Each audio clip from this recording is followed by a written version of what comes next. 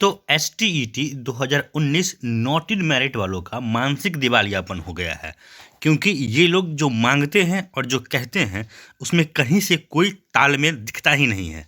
ये लोग कभी कुछ कहते हैं, कभी कुछ मांगते हैं। इन्हें खुद समझ में नहीं आता है कि हमारा मांग क्या है और हम चाहते क्या हैं।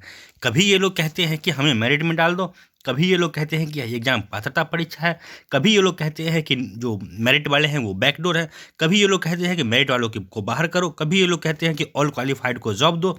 इन्हें खुद समझ में नहीं आता है कि ये लोग चाहते क्या हैं।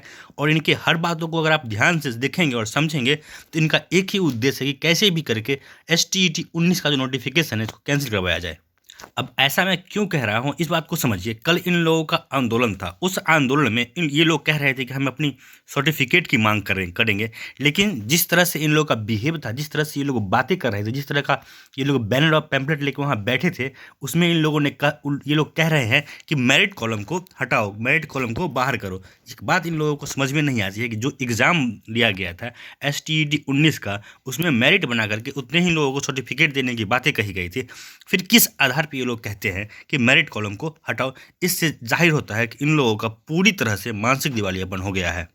यह देख सकते हैं आप लोग अपने स्क्रीन पे, एक नॉट इन मेरिट का अभ्यर्थी है जो हाथ में पंपलेट लेकर के बैठा हुआ। और इसमें आप लोग देख सकते हैं क्या लिखा गया है, मेरिट लिस्ट का कॉलम हटाना होगा। तुम लोग पहले डिसाइड कर लो कि तुम्हें सर्टिफिकेट लेना है या तुम्हें जॉब लेना है, या फिर तुम लोगों को मेरिट वालों से लड़ना है। अगर इंटेंशन मेरिट से लड़ना है तो ओपनली बोलो कि हमारा एकमात्र उद्देश्य है कि हम फेल हो गए हैं, अब मेरिट वालों की बहाली हम नहीं होने देंगे। क्योंकि इंसान का यह नेचर होता है कि इंसान अगर खुद फेल हो जाए तो जो इंसान पास हो गया है उसका भी जॉब वो छीनना चाहता है। आप लोगों को पता होगा कि एसटीईटी 19 में जो लोग डिस्क्वालीफाई हो गए हैं, डिस्क्वालीफाई मतलब जिनका 50% से कम मार्क्स आया है, उन लोगों ने भी पटना हाईकोर्ट में केस कर रखा है कि हमारी भी बहाली करो। इसका मतलब तो यही हो गया, जितने भी लोगों ने बिहार में बीएड किया है, सरकार सबकी बहाली दे, नहीं तो हम मेरिट वालों की बहाली होने नहीं देंगे। इसका मतलब है कि सबसे सॉफ्ट टारगेट आप लोग के लिए मेरिट वाला ही है। कुछ भी हो जाए हम मेरिट को ही टारगेट करेंगे। अरे ना समझो, जब पढ़ना था उसमें अगर तुम लोगों ने पढ़ाई कर लिया होता तो आज तुम भी मेरिट में होते। पढ़ने के टाइम पे तुम लोग इधर उधर घूमोगे, टाइम पास करोगे, और जब फेल कर जाओगे तो जो लोग पढ़ लिख के मेरिट में आए हैं उन्हें तुम बैकडोर कहोगे। इतनी बेशर्मी सही नहीं है। इसके अलावा एक और इम्पोर्टेंट बात समझिए कि ये जो नॉट इन मेरिट वाले हैं ये इतने नासमझ है कि इन्हें कुछ समझ में नहीं आता। एक तरफ ये लोग कहते हैं कि जो एसटीईटी 19 है वो एक पात्रता परीक्षा है, और दूसरी तरफ ये लोग कहते हैं कि ऑल क्वालिफाइड को जॉब दो। तो इन बेवकूफ़ों को समझना चाहिए कि जब भी कोई पात्रता परीक्षा होता है तो पात्रता परीक्षा में जितने भी लोग क्वालिफाइड होते हैं उन्हें नियोजन इकाई में मौका मिलता है, सभी को जॉब नहीं मिलता है। तो अरे ना समझो, तुम लोग किस आधार पे कह रहे हो कि सभी को जॉब दो? प्रैक्टिकली ये इम्पॉसिबल है। जितने भी लोग क्वालिफाइड हैं उन्हें जॉब कभी नहीं मिल सकता है।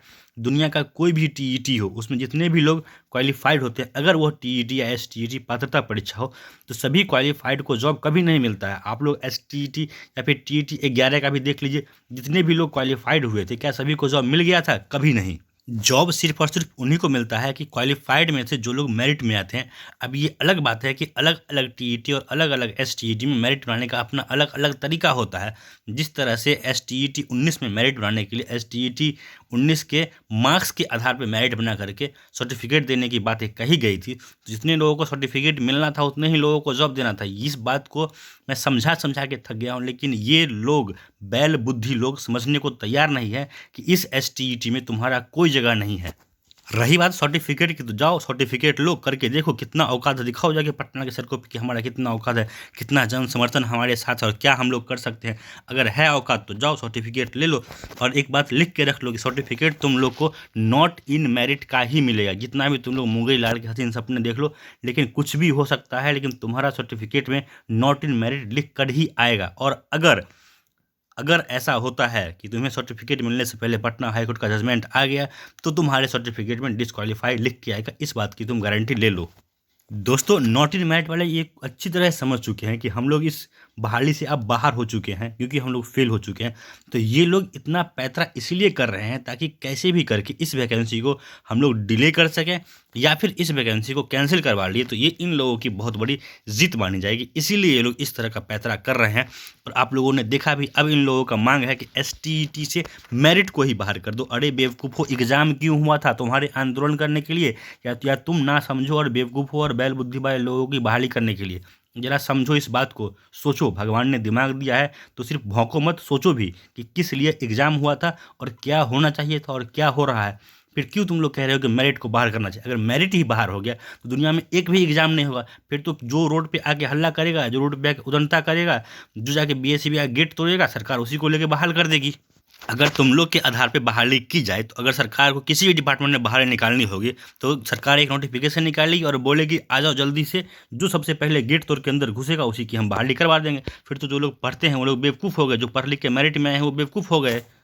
ये नॉट इन मेरिट वाले सब जानते हुए ये लोग नासमझ बन रहे हैं दोस्तों। लेकिन एक बात सच है कि बहाली जब भी होगी तो STET-19 मेरिट वालों की ही होगी। इसके लिए इन लोगों को जितना पापड़ बेलना है बेल लें। दोस्तों इस वीडियो में इतना ही। आप लोगों से निवेदन है कृपया चैनल को सब्सक्राइब कीजिए, वीडियो को लाइक कीजिए और शेयर कीजिए। धन्यवाद।